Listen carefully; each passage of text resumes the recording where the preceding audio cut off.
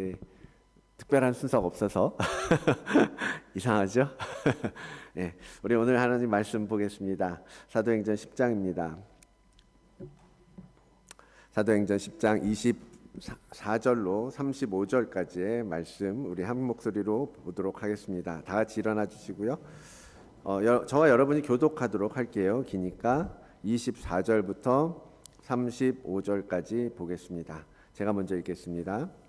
이튿날 가이사랴에 들어가니 고넬료가 그의 친척과 가까운 친구들을 모아 기다리더니 마침 베드로가 들어올 때 잘하네. 베드로가 일으켜 이르되 일어서라 나도 사람이라 하고 더불어 이르되 유대인으로서 이방인과 교제하며 가까이 하는 것이 위법인 줄은 너희도 알거니와 하나님께서 내게 지시하사 아무도 속되다 하거나 깨끗하지 않다 하지 말라 하시기로 부름을 사양하지 아니하고 왔노라 묻노니 무슨 일로 나를 불렀느냐.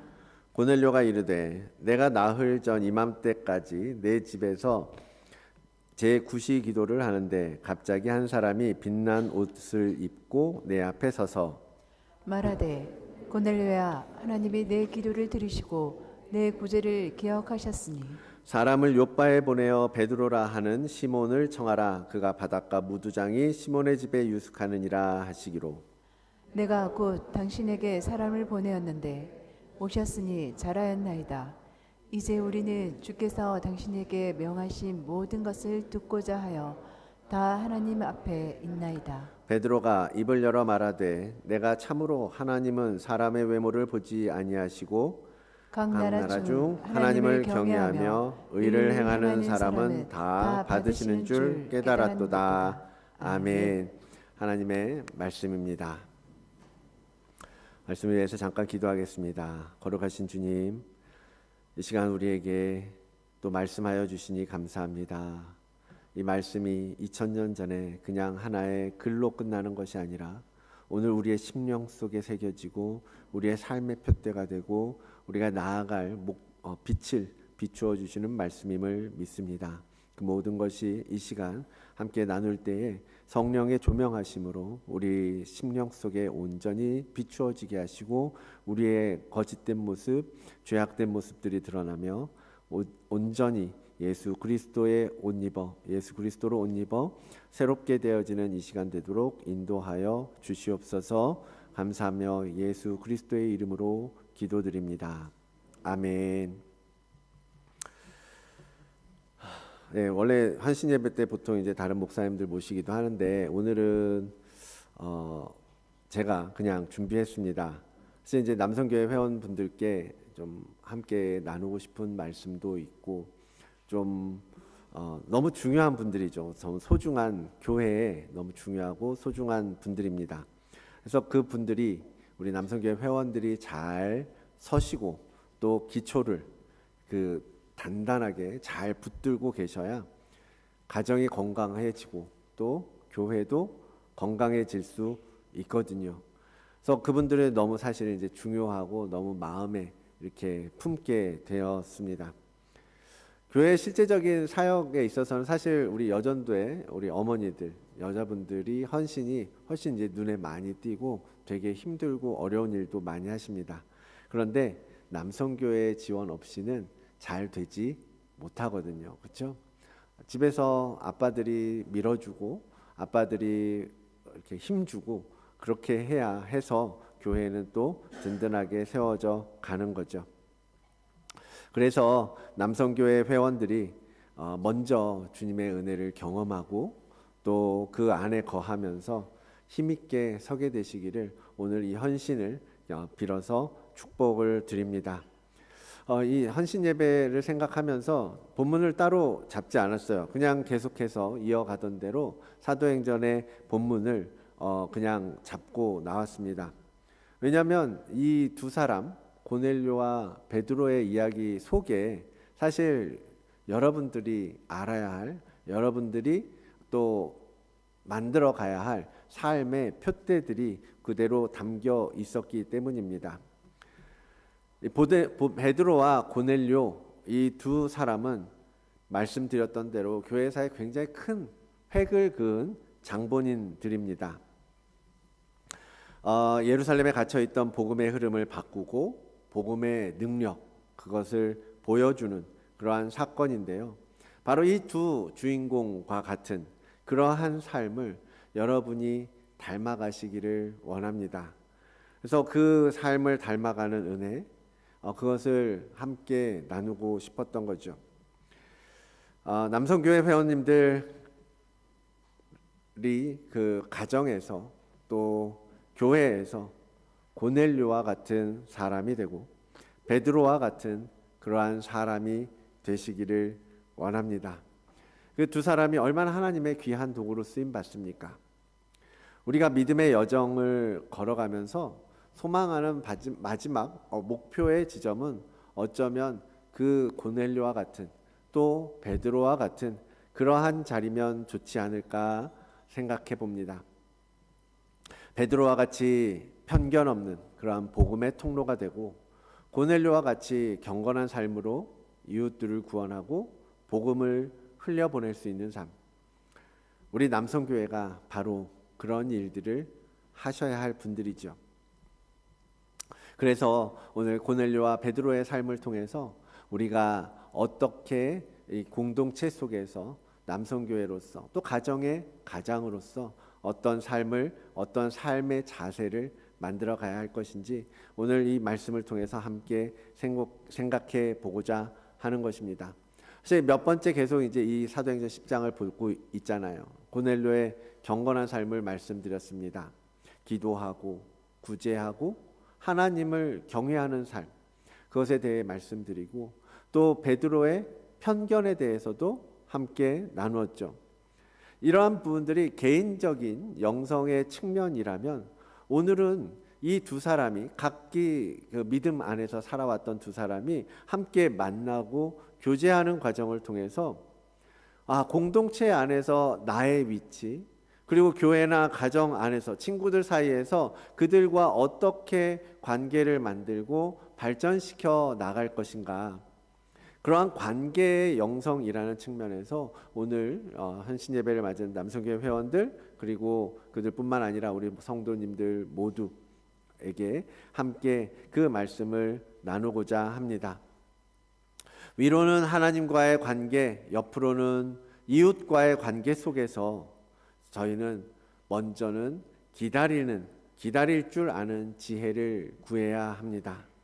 그리고 두 번째, 하나님과 이웃과의 관계 가운데에서 우리는 늘 겸손해야 합니다.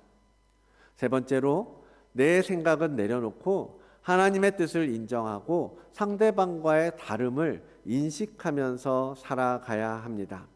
그래서 하나님의 섭리가 우리 안에서 나를 통해서 자유롭게 흘러가도록 만드셔야 하는 것입니다. 오늘 말씀의 제목을 막힘없는 통로가 되십시오라고 한 것도요, 바로 이러한 성품들, 이러한 관계 속에서 우리가 만들어가야 할 우리의 삶의 자세들, 그런 것들을 통해서 결국 뭐예요? 하나님께서는 우리를 사용하여서 복음이, 하나님의 나라의 그 복음이 흘러가고 하나님 예수 그리스도의 우리를 향한 그 사랑이 흘러가도록 하기를 원하시기 때문입니다. 우리는 그 통로인 거죠. 그래서 남성교회 회원들뿐만 아니라 우리 모두가 그러한 삶의 자세와 태도들이 훈련되고 빚어져 가기를 원하는 것입니다. 자, 그러면 오늘 구체적인 내용 함께 생각해 보겠습니다. 먼저 첫 번째입니다. 하나님의 때를 기다리라. 우리 PPT 좀 넘겨주시겠어요? 하나님의 때를 기다리라. 우리 함께 한 목소리를 읽어볼까요? 시작. 하나님의 때를 기다리라. 본문 24절 말씀입니다. 이튿날 가이사랴에 들어가니 고넬료가 그의 친척과 가까운 친구들을 모아 기다리고 있었다라고 기록하고 있습니다.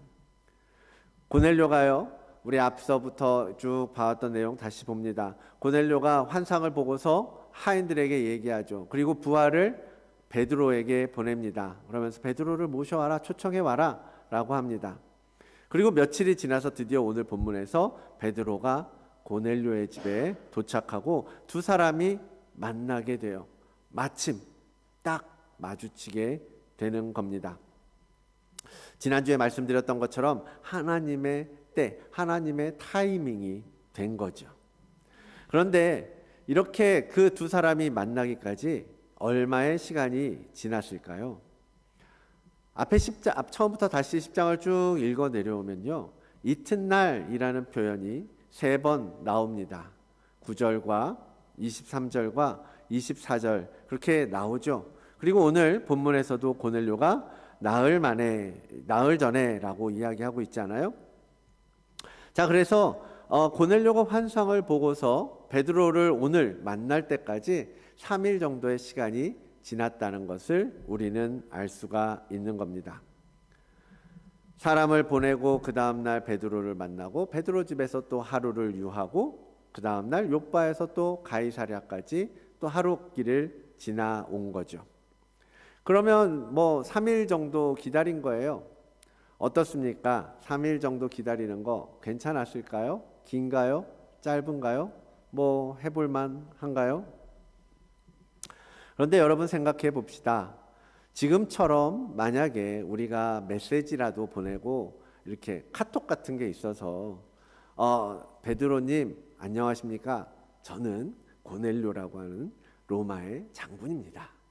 그런데 어느 날 하나님께서 환상을 보여주셔서 당신을 초청하라고 말씀하셨습니다. 한번 우리 집에 와주실 수 있겠습니까? 이렇게 연락을 보내고 그러면 베드로가 또 뭐 내가 당신이 누군지 알고 내가 거길 갑니까? 난 갈 수 없습니다. 이방인과 만날 수 없습니다. 막 이렇게 주고받고 막 이러면 사실 뭐 3일이건 일주일이건 우리가 플랜을 잡고 계획을 잡고 하면 별로 어렵지 않아요. 그런데 고넬료가 지금 베드로를 초청하는 입장에서 봤을 때 옛날에는 그렇게 서신을 통해서 주고받았겠지만 지금은 그냥 그랬잖아요. 고넬료가 환상을 보고 하나님께서 베드로를 초청해 와라 라고 하니까 그냥 그 즉시 고넬료는 순종하는 마음으로 그 부하와 그 하인들을 보냈단 말이에요.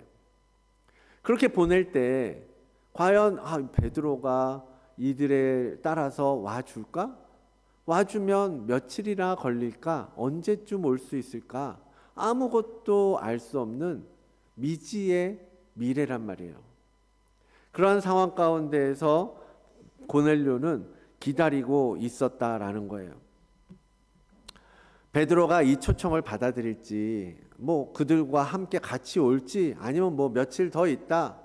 마침 내가 지금 이제 집회가 잡혀 있으니까 다음 주에 집회 끝나면 내가 그쪽으로 가겠습니다. 뭐 이렇게 될 수도 있는 거잖아요. 내가 부른다고 그 사람이 준비돼서 탁 와주는 거 기대하기 어렵잖아요. 답답했겠죠. 이런 마음들을 알면 이런 것들을 대화라도 하면서 가면 별로 답답하지 않았을 텐데 그냥 하나님의 말씀대로 순종해서 보내놓고 이 사람들이 언제 올지 안 올지 며칠이나 걸릴지 아마 우리 중에는 뭐 그러한 시간들을 못 참고 못 기다리는 분들도 계실 겁니다. 어쩌면 차라리 내가 그냥 욥바로 가는 게 낫겠어요 라고 하면서 내가 그냥 욥바로 가는 분들도 계실지도 모르겠어요. 굉장히 고넬료 입장에선 그 시간들의 그 기다림들이 사실은 쉽지 않았을 거라는 겁니다. 그런데 오늘 고넬료의 그 기다리는 모습을 보면요, 그가 확신 가운데 기다렸다라는 것을 우리는 알 수가 있습니다. 그는 기다리면서요, 베드로가 올까 안 올까, 그가 언제 올까, 언제쯤 도착할까, 뭐 이런 것들을 고민하고 그러는 것이 아니라요, 그냥 기다리면서 어떻게 해요? 가족들을 다 불러 모아요. 친척들을 다 오라고 합니다. 친구들도 다 초청하고 초대합니다. 야, 다들 우리 집으로 오십시오. 내가 예루살렘에 있는 사도 베드로를 모시기로 했으니 그가 이제 오셔서 예수 그리스도에 관해서 알려줄 것이고 하나님의 그 복음에 대해서 우리에게 가르쳐 주실 겁니다 하고 다 부른 거예요. 그가 뭘 믿고 불렀을까요? 이제 겨우 사람을 보냈을 뿐인데 그는 친척들, 친구들을 다 불러서 베드로가 오는 날만 기다리고 있었다라는 거예요. 그가 어떻게 그렇게 할 수 있었겠습니까? 바로 하나님에 대한 믿음 때문이었던 거예요. 하나님께서 내게 환상을 보여주시고 내가 베드로를 청해 와서 그에게 들어라 라고 했을 때, 아, 하나님께서 이 일을 이루시겠구나, 하나님께서 사도 베드로로 하여금 내 집에 오게 하시겠구나, 그런 확신이 있었던 거예요. 그러니까 지금 가족들을 다 불러 모을 수 있었던 거죠. 그러니까 그가 기다리는 것도 불안하지 않았던 겁니다. 반드시 사도는 이 초청에 응해서 오실 거라는 걸 알았기 때문에 그는 담대하게 모든 사람을 초대할 수 있었다라는 거죠. 요즘처럼 초고속으로 흘러가는 세상, 한국 사람들이 제일 못하는 거, 요즘 사람들이 제일 못하는 거 아마 기다리는 거 아닐까 싶습니다. 우리가 왜 기다리지 못합니까? 우리가 왜 참지 못하고 늘 빨리빨리라는 문화 속에서 살고 있는 것입니까? 미래에 대한 불확실, 그렇죠? 안정적이지 않고 어떤 일이 어떻게 벌어질지 모르니까 참지 못하고 기다리지 못하고 지금 바로 해야 되고 지금 안 하면 놓칠 것 같고 그런 마음들 때문 아닐까요? 여러분, 그러나 신앙생활을 함에 있어서는요, 하나님께서 우리에게 기다림을 요구하시기도 한다라는 점입니다. 알 수 없어요. 내일 될지 모레가 될지 몇 날, 며칠, 몇 달, 몇 년이 걸릴지 알 수 없습니다. 그러나 하나님을 믿고 우리는 기다릴 수 있어야 할 것입니다. 그러한 기다림을 제대로 하지 못해서 실패했던 사람 누가 있습니까? 많은 사람들이 성경 속에 있겠지만 그 중에서 사울 왕, 사울은 어땠습니까? 전쟁을 앞두고 있었어요. 전쟁에 나가기 전에 번제를 드리고 하나님 앞에 제사를 드리고 전쟁에 나가야 하는데, 그래서 사무엘을 초청했는데 오시라고. 근데 정한 기간이 되어도 오지 않는 거예요. 사무엘상 13장의 말씀입니다. 기다릴 만큼 기다렸어요. 그러나 사무엘이 오지 않았기 때문에 사울은 어떻게 했습니까? 자기 마음대로 번제를 자기가 드려버린 거예요. 사무엘 제사장을 통해서 해야 할 일을 본인이 직접 나서서 해버린 거예요. 결국 거기서부터 사울과 하나님과의 관계가 틀어지게 되고 그 바람에 사울에게 주셨던 왕권을 하나님은 취하여 다윗에게 주게 되지 않습니까? 하나님께서 일하시는 때, 하나님께서 움직이시는 그 때를 기다릴 줄 아는 여러분들이 되시기를 바랍니다. 우리 삶은 내일 일은 난 몰라요. 불확실합니다. 답답하죠.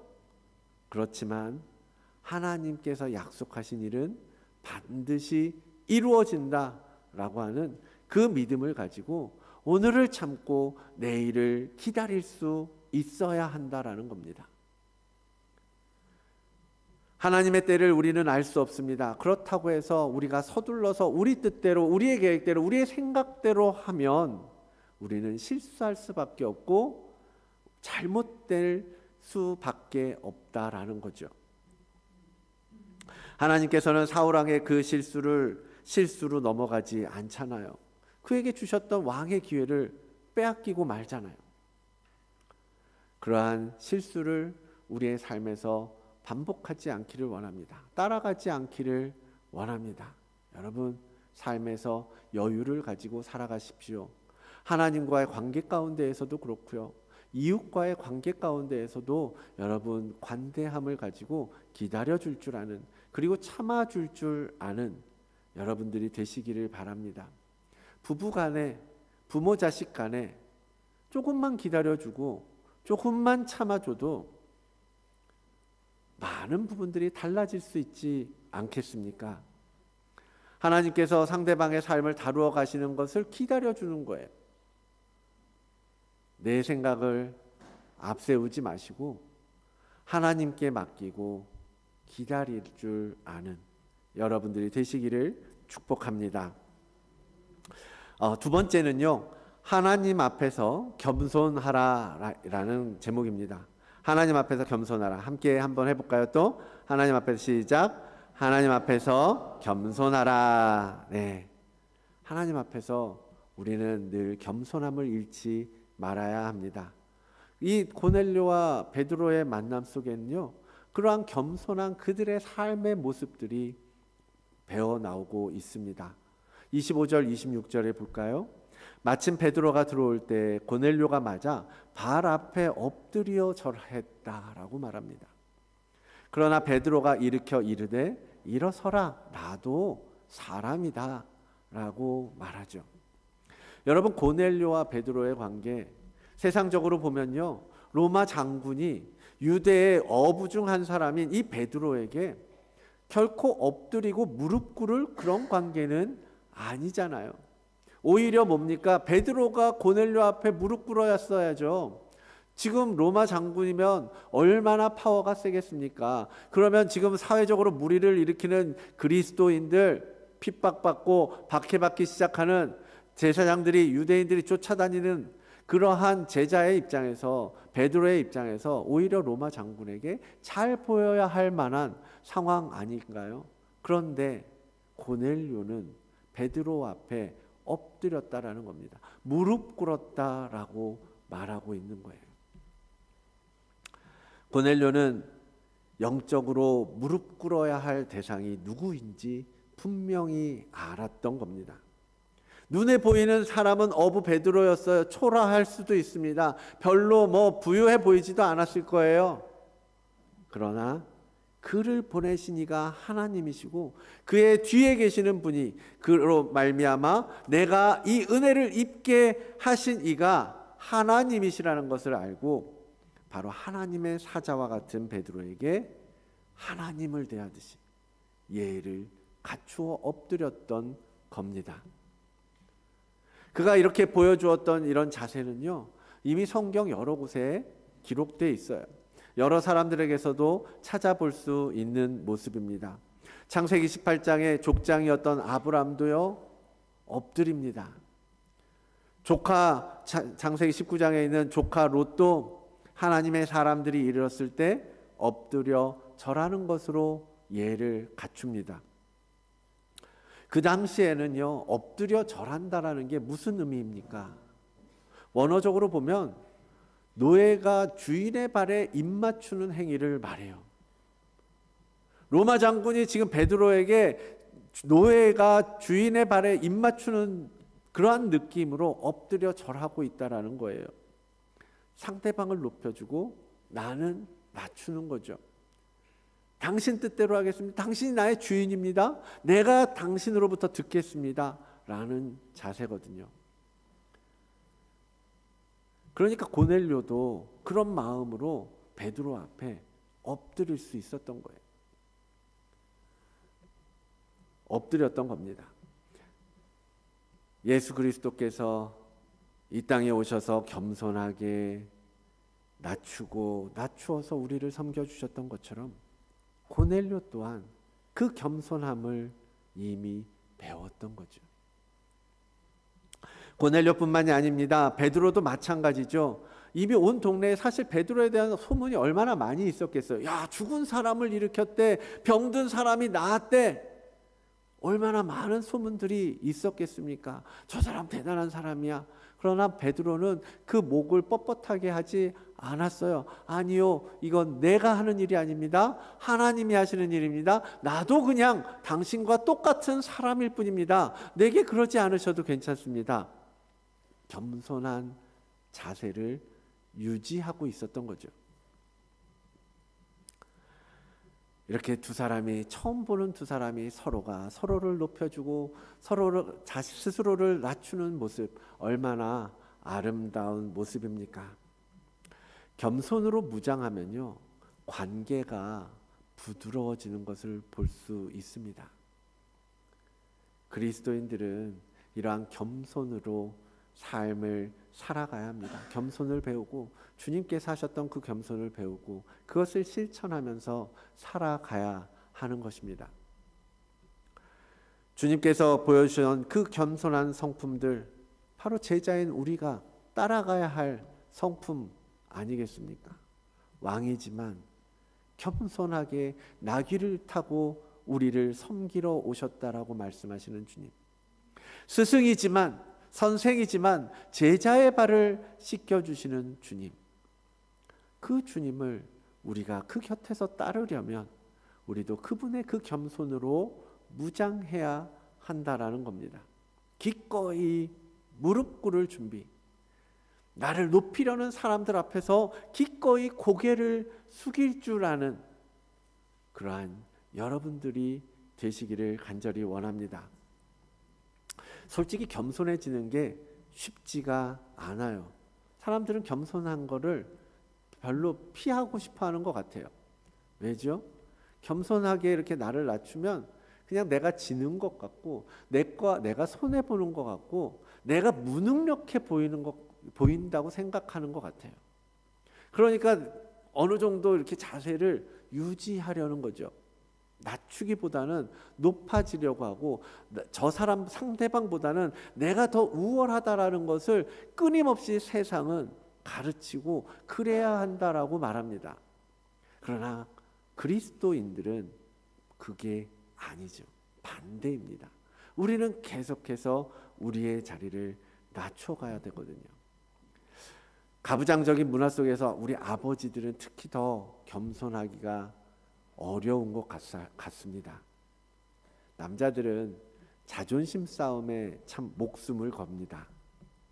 져주는 걸 잘 못하는 것 같아요.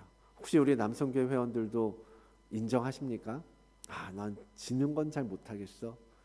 그리고 자존심 싸움, 자존심 무너지는 건 참지 못하겠어. 그게 많은 아버지들의 모습이에요. 그러니까 자녀들한테까지도 져주지 않는 아빠들 종종 볼 수 있잖아요. 애들하고도 싸우는 거예요. 너 잘났네, 내 잘났네, 네가 이러면 안 되네, 되네, 안 되네. 그런데요, 아버지들이 겸손하게 낮추기 시작하면 가정이 바뀌고 일터가 바뀌어질 줄로 믿습니다.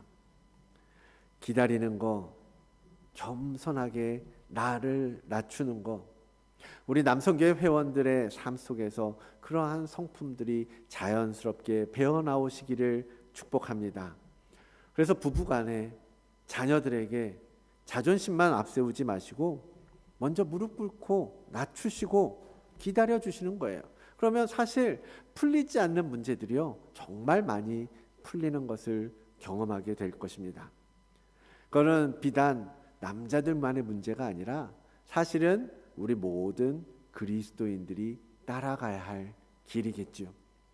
청년들, 우리 여전도의 분들, 주님 안에서 그런 성품들이 다루어지고 여러분의 내면 깊은 곳까지 이러한 성품들이 뿌리 깊이 심겨지게 되시기를 축복합니다.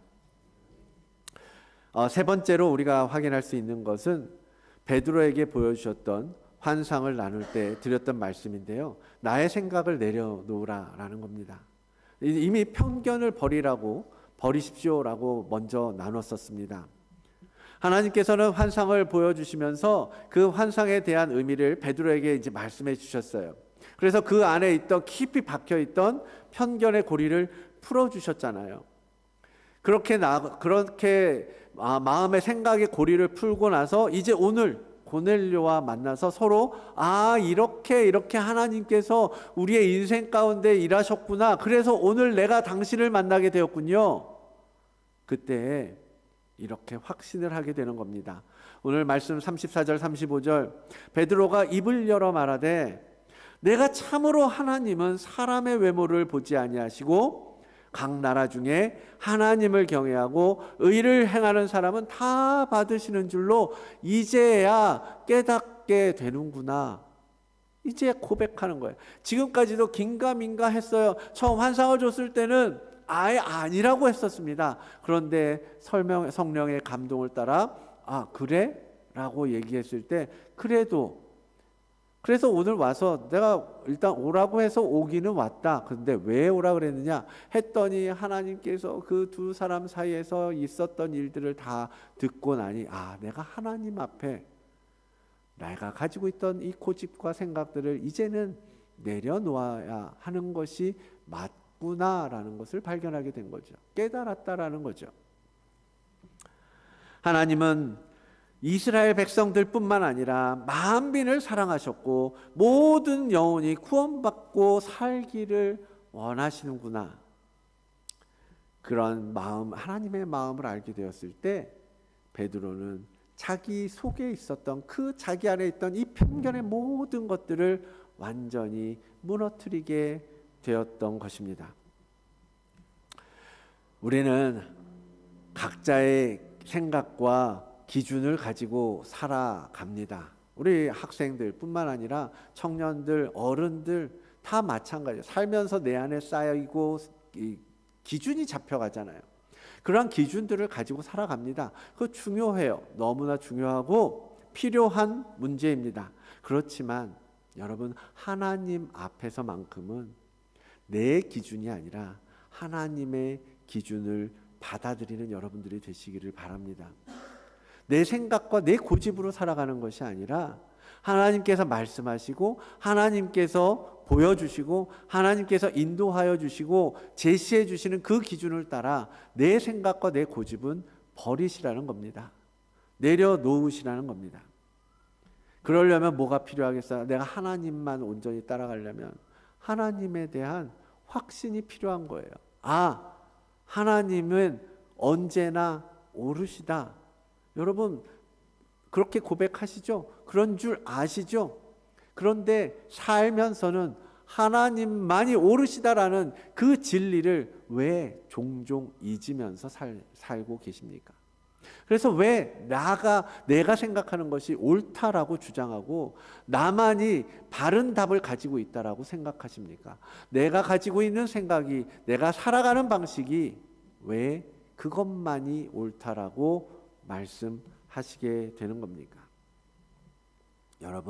여러분의 생각 속에, 여러분의 삶의 기준 속에 하나님은 언제나 오르십니다 라는 생각을, 기준을 분명하게 가지고 살아가는 여러분들 되시기를 바랍니다.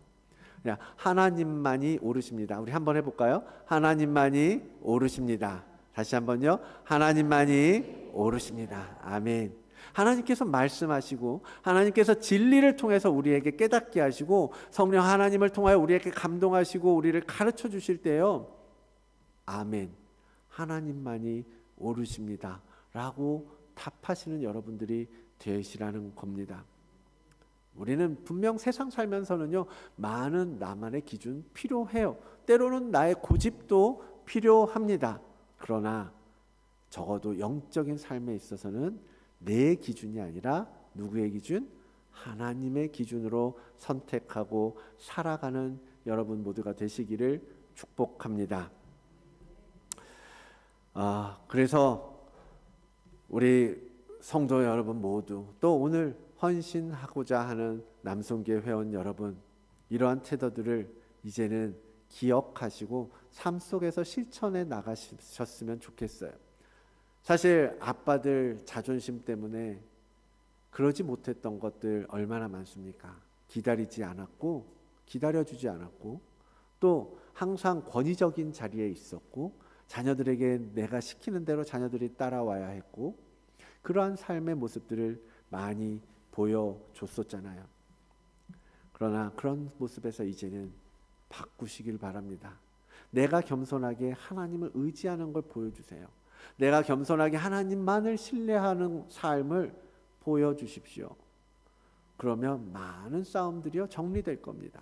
많은 감정적인 어려움들, 여러분들 자유로워질 수 있다라는 겁니다. 그래서 그 결과 어떻게 돼요? 우리가 얻은 그 은혜가 우리를 통해서 흘러나가게 되는 것입니다. 고넬료의 예를 보십시오. 그가 하나님의 때를 확신을 가지고 기다렸죠. 그래서 친척들을 다 불렀어요. 그리고 겸손하게 베드로 앞에 무릎 꿇고 엎드렸을 때에 그를 통하여서 그의 가족들, 친척들, 친구들에게 구원의 은혜가 흘러가지 않습니까? 이러한 성품들을 통해서 막힘없는 축복의 통로로 쓰임받게 되는 겁니다. 여러분도 그와 같이 하나님 앞에서 막힘없는 은혜의 통로, 막힘없는 축복의 통로가 되시기를 축복합니다. 우리 몸도요, 혈관이 막히면 그대로 죽을 수도 있잖아요. 우리 집에서도 수도관이 막히면 어떻게 돼요? 고생하죠. 변기가 막히면 난리 나죠. 막히면 흘러갈 수 없어요. 막히면 이끼가 쌓이고 썩어지게 됩니다. 막힌 건 뚫어야죠. 막힌 건 뚫어야죠. 여러분, 하나님과의 관계 가운데 막힌 게 있습니까? 내가 하나님 앞에 기도할 때 하나님과의 관계 속에서 내가 내려놓지 못해서, 내가 고집부려서, 내가 참지 못해서 막힌 부분들이 있다면 여러분, 말씀을 통해서 점검하시고 그런 부분들을 풀으셔야 돼요. 뚫어내셔야 돼요. 그 원인을 제거해야 한다라는 거예요. 그래서 하나님과의 관계를 회복하고 그 영성으로 내 옆에 있는 사람들을 만나셔야 하는 겁니다. 내 안에 영성이 막혀 있지 않도록 유지해야 나를 통해서 그 은혜와 그 사랑이 내 옆에 사람들에게 흘러갈 수 있다라는 겁니다.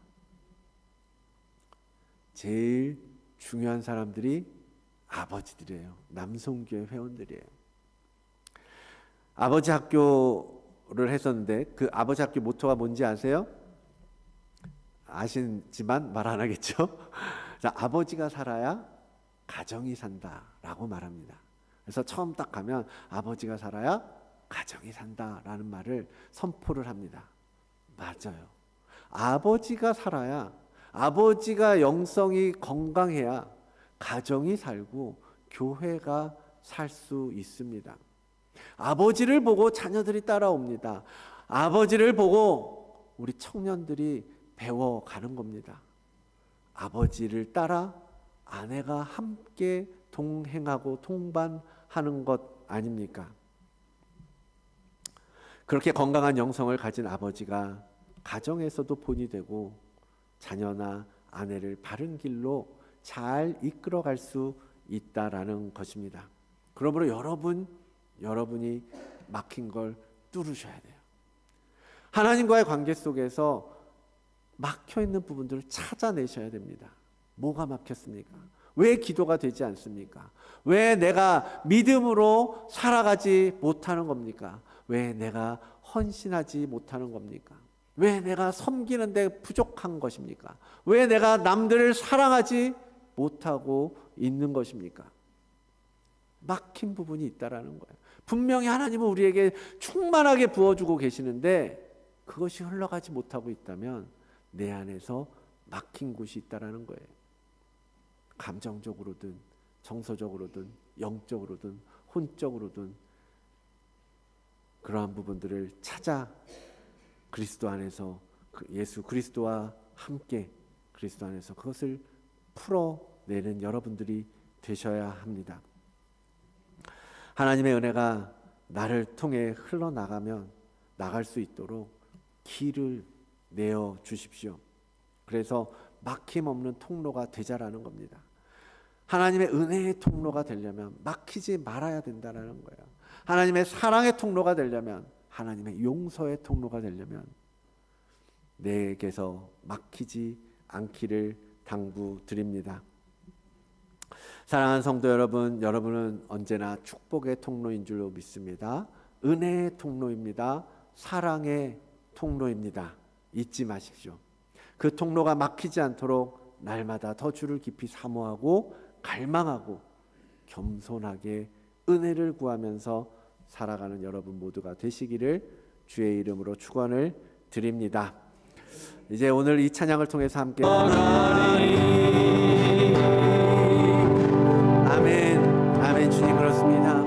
다시 주님을 바라봅니다. 우리 안에 변하지 못하는 참으로 고집스러운 성품들 아버지 하나님 앞에서 지금 다시 내려놓습니다. 주님, 우리를 새롭게 하여 주시옵소서. 주님, 우리 공동체 가운데 우리의 가정에서 우리에게 주신 역할들을 잘 감당할 수 있도록 하나님의 때를 기다릴 줄 아는 지혜를 주시고, 언제나 하나님 앞에 선자로서의 겸손함을 갖추고 아버지 하나님 살아가는 우리 모두가 되게 하여 주시옵소서.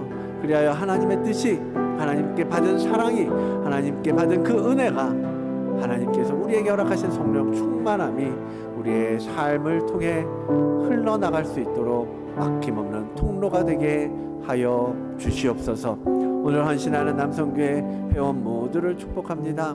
아버지 하나님, 그들에게 복 주셔서 이 아버지로서의 그 무거운 자리를 잘 감당할 뿐 아니라 그 자녀들에게, 교회 여러 사람에게, 주변의 많은 사람에게 본이 되는 아버지의 모습을 잘 갖추어 나갈 수 있도록 주님 인도하여 주시옵소서.